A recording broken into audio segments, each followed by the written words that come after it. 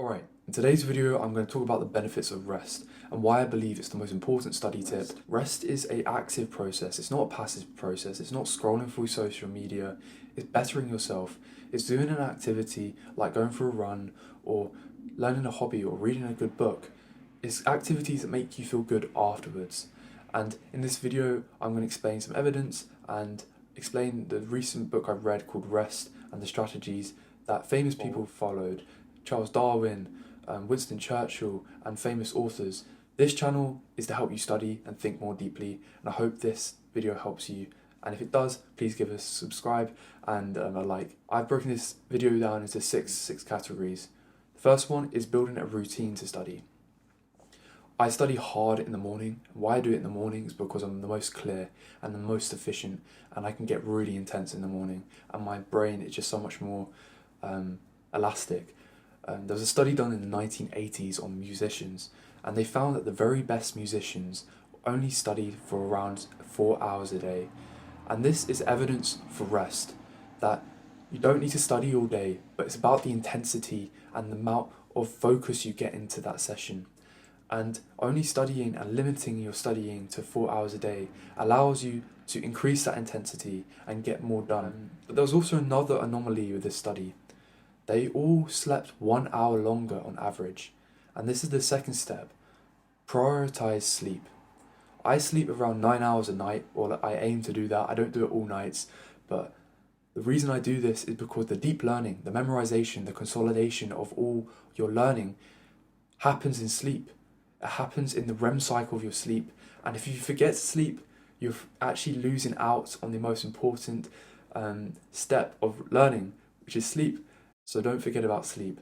I also do a thing called NSDR, which was from Andrew Huberman's podcast, which I watched, and it's really helps me. It's like napping. I do it around 2 p.m. after my 4-hour work block, and it helps me just relax and rest for the next part of the day. The third strategy, which is so helpful, is going for long walks. This is probably the most powerful tip because it allows you to work through problems whilst you're walking. So I would have like a problem I'm facing with either my uni work, with personal problems, or anything. I would just walk through it until the solution arises. And it really helps. Just being in nature allows me to concentrate better when I come back to studying. And it's just a really nice form of rest. I do sometimes just listen to a podcast or listen to an audiobook when I go for walks. Helps me feel like I'm more engrossed in the information. And then I just write the key bits of information, just like a cue card or something from the book. That's how I read the book Rest for this video, and it's really helped. The fourth piece of tip is quit while you're ahead. And what I do to help me study every day is always prepare what I'm doing for the next day. So if I'm doing a past paper, I won't finish the whole past paper. I'll do half the past paper and leave the other half for tomorrow, so that I can get a sense of achievement when I finish that past paper and allows the ball to keep running, and so I can keep going every day and every day. You want to be studying every day so you can get that consistency and you can get that compound effect. But then the fifth tip I've got here is exercise. Exercise is probably the biggest active rest for me because it just resets me.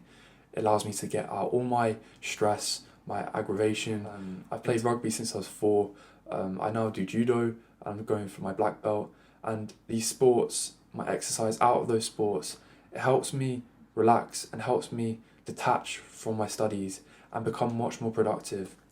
And I believe the other factor is it trains mental resilience. And I believe the way you do one thing is the way you do everything.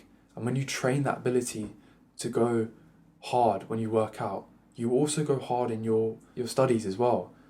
So try and transfer all your work ethic into every part. Rest hard, work hard, study hard, socialize hard as well. You can't forget about the whole picture. And that's why exercise is so important for me, because it allows me to employ this standard of excellence and not let up, because the way you do one thing is the way you do everything. The sixth tip is deep play, finding this flow activity. For me, that's guitar, making these YouTube videos and working out. It's where I lose myself in the moment, in the present moment, and that's all I think about. When I'm playing my guitar, I'm not thinking about what will happen next, what's happening in the past. I'm only thinking about the moment. And this type of rest is the most meaningful for me because it allows me to rejuvenate and allows me to reset, allows me to forget about everything else that's happening in my life and find fulfillment in other things than studying, because that's also very important. These are the things I often sometimes forget. I sometimes study for 8 hours a day, forgetting the importance of rest and the importance of recovery. Work and rest are the yin yang of working and being productive. If you see any of the famous academics or knowledge workers out there, they all incorporate rest into their day. Charles Darwin, he was famous for long walks, naps, and like Winston Churchill, he had naps even through the bombings of the Second World War. All these people, they incorporated rest.